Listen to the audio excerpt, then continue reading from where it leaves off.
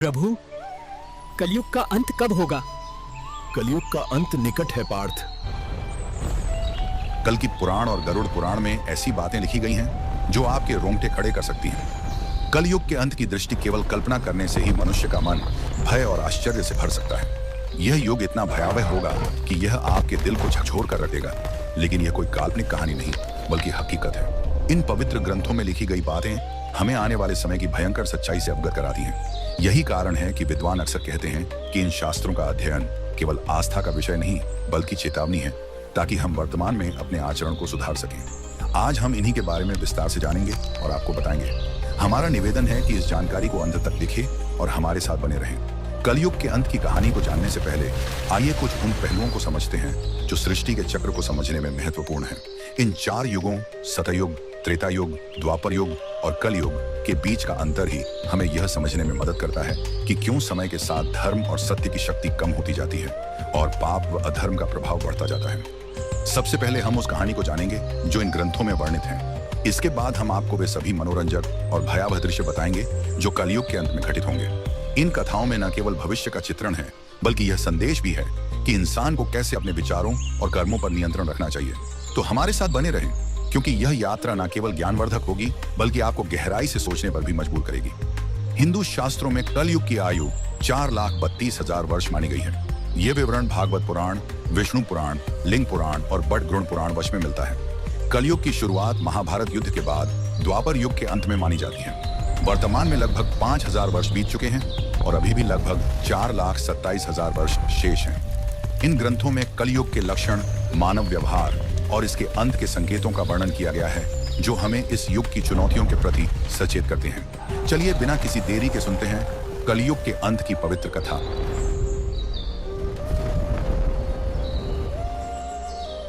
महाभारत के युद्ध की समाप्ति के पश्चात जब धर्मराज युधिष्ठिर हस्तिनापुर के सिंहासन पर आसीन हुए, उनके मन में सृष्टि के भविष्य को लेकर अनेक प्रश्न और चिंताएं उत्पन्न हुई। द्वापर युग अब समाप्ति की ओर था और कल युग के आगमन के संकेत स्पष्ट रूप से दिखाई देने लगे थे। युधिष्ठिर को यह भय सता रहा था कि आने वाले युग में मानव जीवन का स्वरूप क्या होगा, धर्म की स्थिति क्या रहेगी और सत्य का क्या हश्र होगा।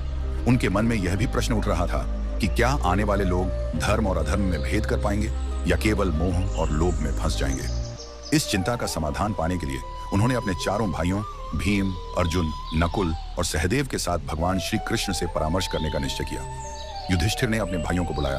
अर्जुन, जो हमेशा युद्ध के लिए तत्पर रहते थे, निश्चिंत स्वर में पूछा, हे बड़े भ्राता, आप इतने व्याकुल क्यों हैं?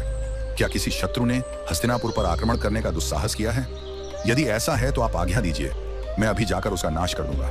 युधिष्ठिर ने गहरी सांस लेते हुए कहा, हे अर्जुन, मैं तुम्हारे पराक्रम से भली भांति परिचित हूँ। इस पृथ्वी पर कोई भी शत्रु इतना साहसी नहीं कि हस्तिनापुर पर आक्रमण का विचार भी करें।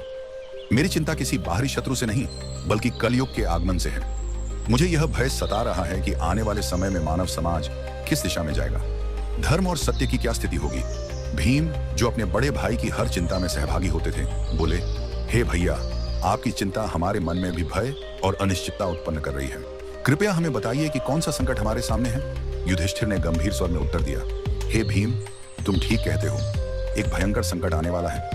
मैं कलयुग के प्रभावों के बारे में सोचकर चिंतित हूँ, इसलिए मैंने निश्चय किया है कि हमें द्वारिकाधीश श्री कृष्ण के पास जाना चाहिए। केवल वही हमें इस चिंता से मुक्ति दिला सकते हैं। सभी पांडवों ने युधिष्ठिर की बात से सहमति जताई। अर्जुन ने कहा, आप सत्य कह रहे हैं भैया, श्री कृष्ण ही इस समय सबसे ज्ञानी और भविष्य दृष्टा है, हमें उनके पास जाना चाहिए। भीम ने भी उत्साहपूर्वक कहा, हे धर्मराज, मैं आपके साथ हूँ। नकुल और सहदेव ने भी तुरंत हामी भरते हुए कहा कि यह निर्णय ही सबसे उचित है। इस प्रकार सभी पांडव द्वारिका की ओर प्रस्थान करने लगे। द्वारिका की पवित्र नगरी में पहुंचकर पांडवों का भगवान श्री कृष्ण ने हार्दिक स्वागत किया। युधिष्ठिर ने उनके चरणों में प्रणाम करते हुए कहा, हे केशव, आपको बारंबार नमस्कार। आप तो अंतर्ज्ञानी हैं। द्वापर युग अब समाप्त होने वाला है और कलयुग के संकेत स्पष्ट दिखाई देने लगे हैं। मैं यह जानना चाहता हूँ कि कलयुग में मानव का स्वभाव और आचरण कैसा होगा, वह किन कर्मों में लिप्त होगा और मोक्ष प्राप्ति के लिए उसे क्या करना होगा। श्री कृष्ण ने मुस्कुराते हुए कहा, हे धर्मराज, आपकी जिज्ञासा अत्यंत उचित है। कलयुग के प्रभावों को समझना न केवल आपके लिए बल्कि समस्त मानव जाति के लिए महत्वपूर्ण है, किंतु इसका उत्तर मैं सीधे शब्दों में नहीं दे सकता, क्योंकि इसे अनुभव के माध्यम से समझना अधिक आवश्यक है। युधिष्ठिर ने उत्सुकता से पूछा, हे माधव, आप जिस प्रकार की परीक्षा की बात कर रहे हैं उसके लिए हमें क्या करना होगा?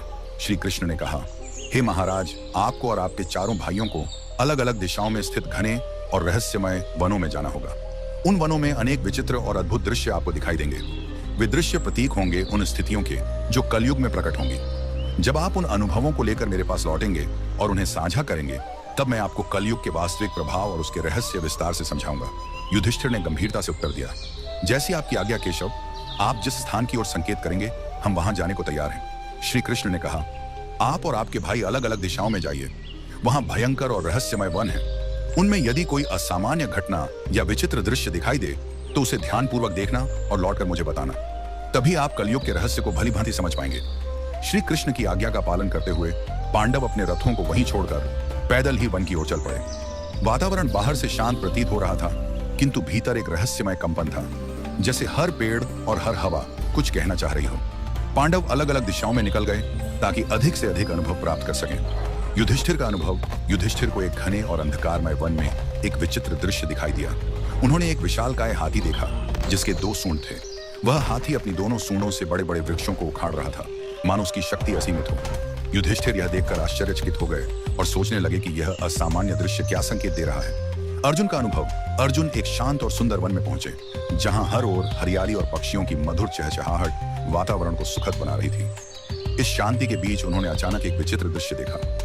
उनके सामने एक विशाल पक्षी था जिसके पंखों पर वेदों की रचनाएं लिखी हुई थीं। यह पक्षी दिखने में पवित्र और ज्ञान का प्रतीक लग रहा था, किंतु उसी समय उसने मृत जीवों का मांस खाना शुरू कर दिया। अर्जुन यह देखकर गहरे विचार में पड़ गए और सोचा, यह कैसा विरोधाभास है। एक ओर पवित्र वेदों का ज्ञान और दूसरी ओर हिंसा व मांसाहार। भीम का अनुभव, भीम एक हरे भरे चारागाह में पहुंचे जहां गायों का बड़ा झुंड विचरण कर रहा था। वहां उनकी दृष्टि एक अद्भुत किंतु पीड़ादायक दृश्य पर पड़ी।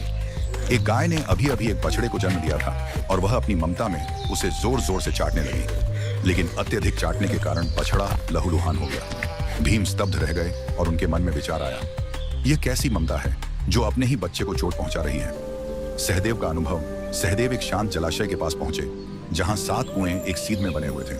उन्होंने देखा कि 6 कुओं में जल भरा हुआ था, किंतु बीच का सबसे गहरा कुआं पूरी तरह से सूखा था। यह अजीब दृश्य देखकर सहदेव सोच में पड़ गए, आखिर यह संकेत किस ओर इशारा कर रहा है। क्यों सबसे गहरा कुआं, जो सबसे अधिक जल संग्रह करने योग्य होना चाहिए था, पूरी तरह खाली है।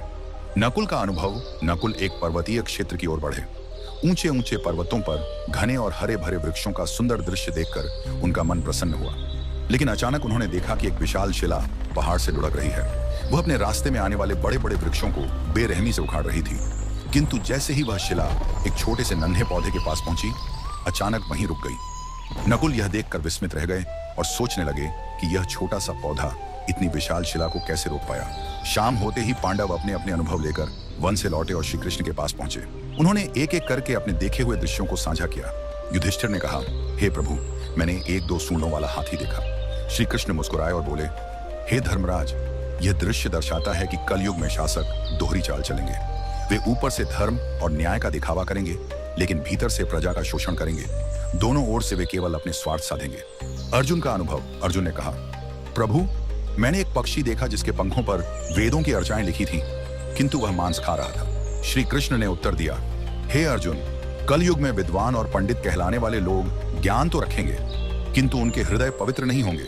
वे वेदों और धर्म का प्रयोग केवल धन और प्रतिष्ठा पाने के लिए करेंगे। उनका आचरण ज्ञान के विपरीत होगा।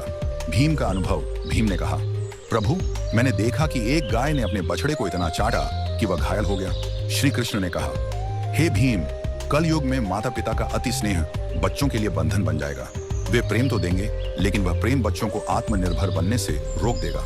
ममता का अतिरेक भी पीड़ा का कारण होगा। सहदेव का अनुभव, सहदेव ने कहा, प्रभु, मैंने 7 कुओं में से देखा कि बीच का सबसे गहरा कुआं पूरी तरह सूखा था, जबकि बाकी 6 कुओं में पानी भरा हुआ था। श्री कृष्ण ने कहा, हे सहदेव, कलयुग में लोग बाहरी रूप से तो समृद्ध और धनवान दिखाई देंगे, किंतु उनके भीतर करुणा और सहयोग की भावना नहीं होगी। पड़ोस में कोई भूखा प्यासा मर भी रहा होगा, तब भी लोग आंख मूंद कर अपने स्वार्थ में डूबे रहेंगे। यह स्वार्थपरता ही कलयुग की सबसे बड़ी पहचान होगी। नकुल का अनुभव, नकुल ने कहा, प्रभु, मैंने एक विशाल शिला को पहाड़ से लुढ़कते देखा, जो अपने मार्ग में आने वाले बड़े बड़े वृक्षों को उखाड़ रही थी, किंतु एक छोटा सा पौधा उसके सामने आकर उसे रोक देता है। श्री कृष्ण ने उत्तर दिया, हे नकुल, यह दृश्य दर्शाता है कि कल युग में धन, शक्ति और सत्ता किसी को भी विनाश से नहीं बचा पाएंगे। लेकिन यदि कोई व्यक्ति सच्चे मन से भगवान का नाम ले और भक्ति में स्थिर रहे तो वह नन्हे पौधे की तरह हर संकट को रोक सकता है। यही भक्ति इस युग में मनुष्य का सबसे बड़ा सहारा होगी। यह प्रसंग यही समाप्त होता है, लेकिन गरुड़ पुराण में एक प्रसंग आता है जब गरुड़ जी ने भगवान विष्णु से प्रश्न किया, हे प्रभु, 4 युगों सतयुग, त्रेता युग, द्वापर युग और कलयुग में कलयुग को सबसे भयावह क्यों माना जाता है? इसके अंत के क्या संकेत होंगे और यह युग किस प्रकार समाप्त होगा? भगवान विष्णु ने उत्तर दिया, हे गरुड़, कलयुग में अधर्म, स्वार्थ और पाप का बोलबाला होगा। इसके अंत समय में कुछ विशेष संकेत प्रकट होंगे जो सृष्टि के विनाश की ओर संकेत करेंगे। आइए उन 5 प्रमुख संकेतों को समझते हैं। पहला संकेत, मानव आयु का ह्रास। कलयुग के अंतिम दौर में मनुष्य की आयु अत्यंत कम हो जाएगी। औसतन जीवन केवल 20 वर्षों तक सीमित रह जाएगा। लोग 12 वर्ष की आयु में ही वृद्धावस्था के लक्षण दिखाने लगेंगे। बाल सफेद हो जाएंगे, चेहरे झुर्रियों से भर जाएंगे और शरीर रोगों से ग्रस्त हो जाएगा। यह शारीरिक पतन केवल शरीर का ही नहीं बल्कि मानव की जीवन शैली और नैतिकता के पतन का भी परिणाम होगा। लोग अस्वास्थ्यकर भोजन, अनियमित दिनचर्या और तनावपूर्ण जीवन के कारण शारीरिक और मानसिक रूप से कमजोर हो जाएंगे। स्त्रियां मात्र 8 से 9 वर्ष की आयु में ही संतान को जन्म देने लगेंगी, किंतु उनकी दुर्बलता इतनी होगी कि वे बच्चों का पालन पोषण ठीक से नहीं कर पाएंगी। बच्चे कुपोषण और कमजोरी से ग्रस्त होंगे, जिससे आने वाली पीढ़ियां लगातार अशक्त और रोगी बनती जाएंगी। इससे पारिवारिक और सामाजिक ढांचा पूरी तरह चरमरा जाएगा। लोग अपनी भौतिक इच्छाओं की पूर्ति में इतने उलझ जाएंगे कि रिश्तों और परिवार के प्रति उदासीन हो जाएंगे। इस संकेत से स्पष्ट है कि कलयुग के अंतिम समय में मानव की शारीरिक और मानसिक शक्ति का पूर्ण ह्रास होगा। समाज में अव्यवस्था, अशांति और अराजकता बढ़ेगी। आपसी प्रेम और विश्वास टूट जाएगा और केवल स्वार्थ ही जीवन का आधार बनेगा। यह स्थिति हमें चेतावनी देती है कि यदि संतुलित जीवन शैली और नैतिकता का पालन न किया गया तो आने वाली पीढ़ियां अंधकार में डूब जाएंगी। दूसरा संकेत, पतिव्रता स्त्रियों का लोभ।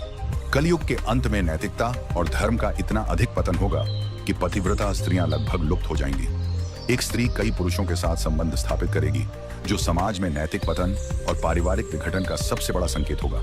उस समय विवाह और रिश्तों की पवित्रता समाप्त हो जाएगी। लोग धार्मिक कार्यों जैसे पूजा पाठ, श्राद्ध, अंतिम संस्कार और विवाह जैसे संस्कारों से पूरी तरह विमुख हो जाएंगे। जल की कमी के कारण लोग स्नान करना बंद कर देंगे, जिससे न केवल शारीरिक स्वच्छता बल्कि आध्यात्मिक पवित्रता भी नष्ट हो जाएगी। भोजन की आदतों में भारी परिवर्तन होगा। मांसाहार का बोलबाला होगा और सात्विक आहार जैसे फल, सब्जियां और अनाज दुर्लभ हो जाएंगे।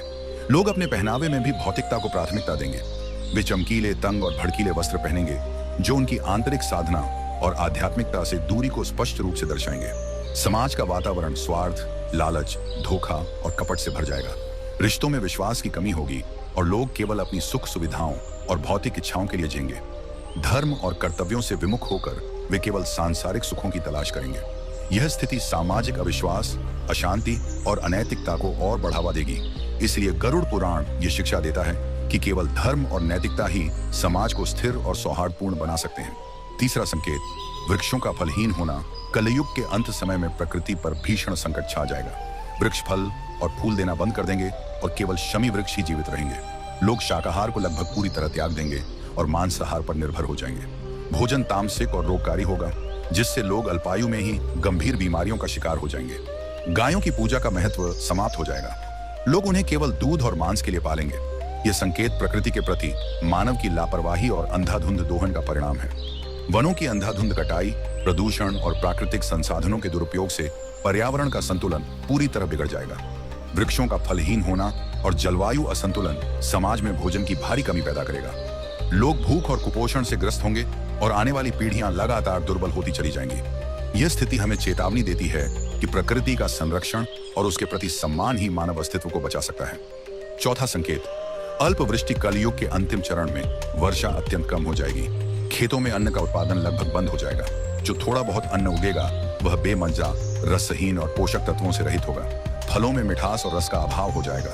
लोग भोजन और पानी के लिए तड़पेंगे। उस समय केवल बकरियों का दूध ही एकमात्र सहारा होगा, जो प्राकृतिक संसाधनों की भयावह कमी को स्पष्ट रूप से दर्शाएगा।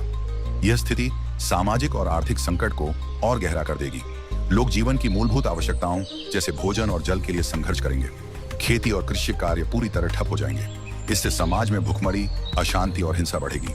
यह संकेत बताता है कि पर्यावरणीय विनाश और मानव की लापरवाही ही आने वाले संकटों की जड़ है। गरुड़ पुराण इस प्रसंग के माध्यम से हमें याद दिलाता है कि प्रकृति का संरक्षण, संतुलित जीवन और धर्म पालन ही मानवता को बचा सकते हैं। इसके बाद भगवान विष्णु और गरुड़ जी का यह प्रसंग समाप्त होता है। आइए अब जानते हैं कि किस तरह से कलयुग का अंत होगा। कलयुग के अंत का सबसे भयावह संकेत होगा 7 सूर्यों का उदय। भगवान विष्णु स्वयं सूर्य की अग्निमय किरणों में विराजमान होकर समस्त पृथ्वी का जल सोख लेंगे। 7 सूर्यों की तीव्र तपिश से नदियां, समुद्र, तालाब, झीलें सब सूख जाएंगे। पृथ्वी का हर जीव, हर वृक्ष और हर पर्वत उस असहनीय गर्मी से जलकर राख हो जाएगा। धरती की सतह पर केवल धधकती हुई राख और राख से उठता धुआं रह जाएगा। यह दृश्य संपूर्ण सृष्टि के अंत का उद्घोष होगा। इसके बाद भगवान विष्णु रुद्र रूप धारण करेंगे और ऐसे प्रचंड मेघ उत्पन्न करेंगे जो 100 वर्षों तक लगातार बरसेंगे।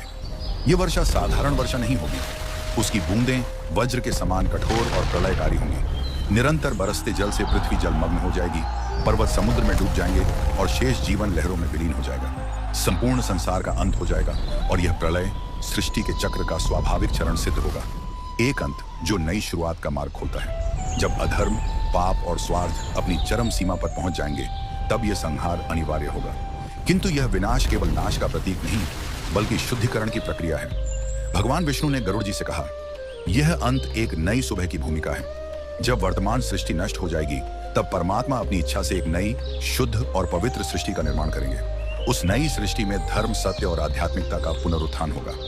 केवल वे प्राणी वहां स्थान पाएंगे जिन्होंने धर्म और सत्य का पालन किया होगा। यह संदेश हमें यह शिक्षा देता है कि चाहे परिस्थिति कितनी ही विकट क्यों न हो, धर्म और सच्चाई का मार्ग कभी नहीं छोड़ना चाहिए, क्योंकि यही मार्ग हमें प्रलय के अंधकार के बाद आने वाली नई सृष्टि में स्थान दिलाता है और हमारे जीवन को सार्थक बनाता है। तो मित्रों, यह थी कलयुग के अंत की दिव्य भविष्यवाणी, जो हमें धर्म और सत्य के मार्ग पर चलने की प्रेरणा देती है।